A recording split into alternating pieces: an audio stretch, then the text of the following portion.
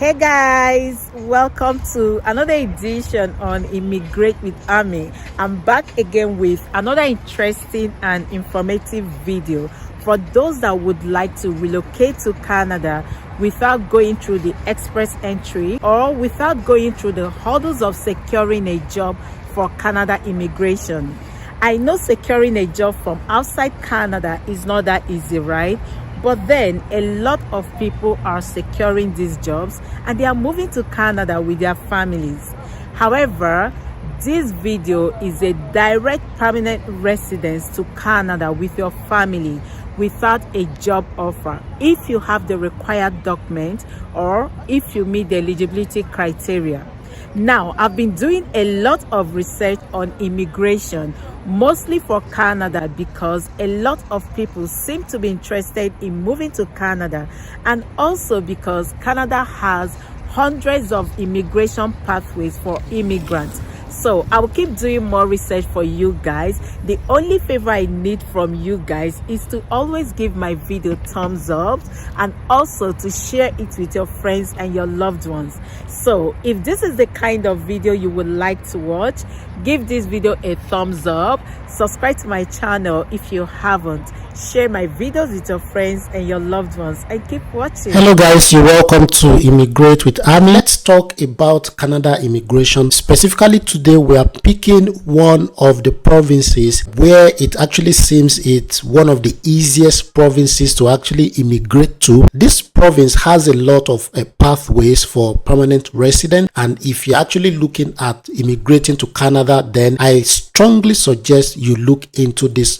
particular province. So today we are talking about the province of Manitoba. It's Manitoba, and it's one of the provinces that has the easiest pathways for you to move to Canada. So in this video, we are going to be looking at the possible pathways for international skilled workers to move to Manitoba, and I'll be showing you guys how you can actually have an enhanced profile that makes it easy for the province to actually give you an invitation. Okay, so in this video, that will be our goal. We'll also look at the eligibility criteria that they set based on the chosen pathway that I'll be looking at and how you can kickstart your journey. I will also show you guys what you need to do right now if you are interested in immigrating to Manitoba. You are welcome to the Manitoba Portal. This is the official government of Manitoba immigration portal where you can find different information about immigrating, how to settle there, why you should choose to immigrate to Manitoba,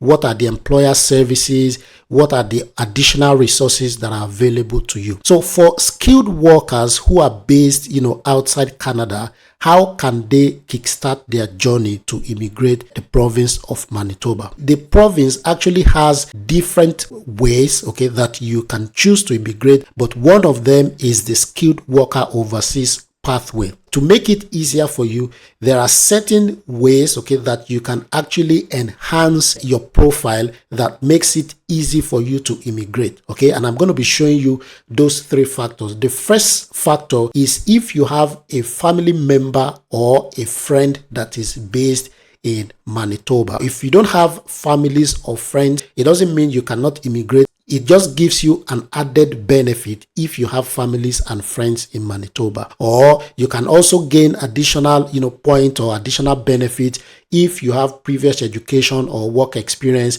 or if the province gave you an invitation to apply directly, as part of their strategic recruitment initiative. But imagine that, out of the blues, you came across this information and you want to kickstart your journey. The first thing that you need to check out is what are their eligibility criteria, and based on these different criteria levels, what are the points you can earn in those different areas. So let's check out their eligibility criteria.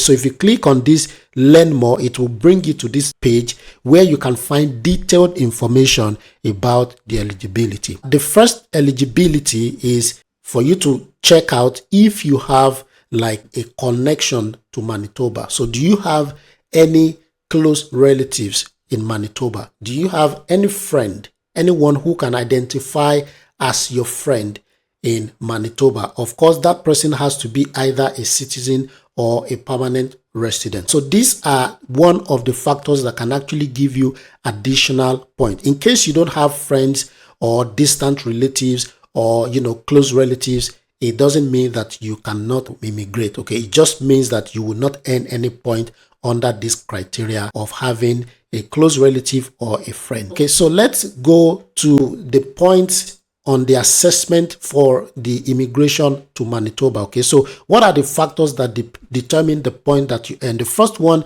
is your language proficiency. Of course, we have said this every time that if you want to immigrate to Canada under any of the pathways, you need to do two things. The first one is make sure you have a valid test of English language or test of French language proficiency result. Okay, make sure you have that. The second one is that make sure you have your foreign educational credentials assessed from one of the bodies who does the assessment in Canada, like WES. Okay, so the first factor is your language proficiency. Okay, and based on the result that you have, you would be able to check what point you can earn. So the maximum point is actually 20 here, okay, depending on the CLB ranking of your proficiency test result. Okay, if you want to find out more information on how to calculate your CLB level, you can click on this language proficiency link and then you can see the levels there. But imagine you have a Canadian language benchmark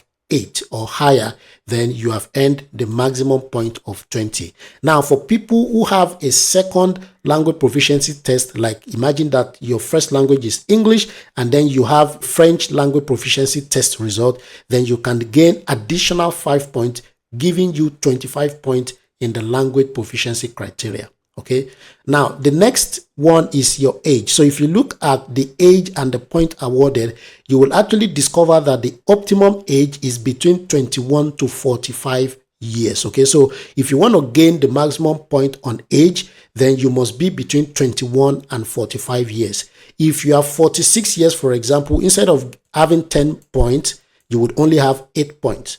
If you are 47, 6 points. If you are 48, 4 points. If you are 49, 2 points. So it reduces like that. Okay, so for you to have the maximum point, your age should be between 21 and 45 years. The next one is work experience. So how many years of full-time work experience within the past 5 years do you have? If you have 4 years or more within the past 5 years, then you gain the maximum point, which is 50. And then if you have lesser years, so from 3 years, so if you have between 4 to 5 years, you can still have the maximum point, but 3 years and less, then the point reduces to 12, 10, 8.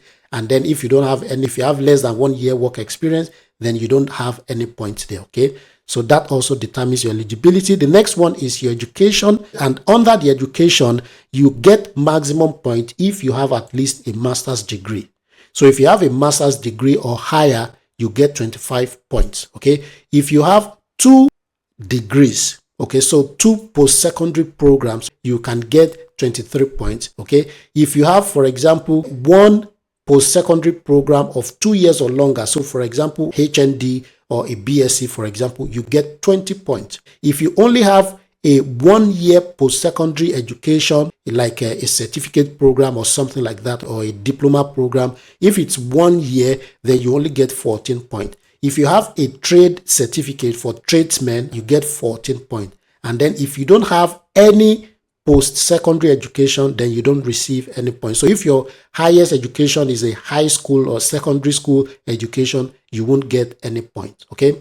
The next one is your adaptability. So do you have anything that makes you more or less more adaptable to the province of Manitoba? So if you have a close relative, you actually score 20 points. If you have received an invitation to apply from Manitoba province, you get also 20 points. Okay, if you have previous work experience, you have 12 points. If you have completed a post-secondary program of 2 years or more in Manitoba, you get 12 points. If you have completed a post-secondary program of at least 1 year in Manitoba, you get 10 points. If you have a friend or a distant relative living in Manitoba, you earn points. You earn 10 points as well. And then under the regional immigration, what this means is that let's imagine that you are planning to reside outside of the capital city, which is Winnipeg. Okay, so if you have chosen to immigrate to other areas in Manitoba outside of Winnipeg, then you can actually earn 5 extra points based on their adaptability factor. So at the end of the day, by the time you submit your expression of interest, and I will show you guys where you can submit your expression of interest. Okay, so by the time you calculate all of your points using all of these criteria above, it will give you a total score, okay, that will be attached to your profile. And then from time to time, the province does their own draws, looking at their pool of candidates, those who have expressed interest in immigrating there.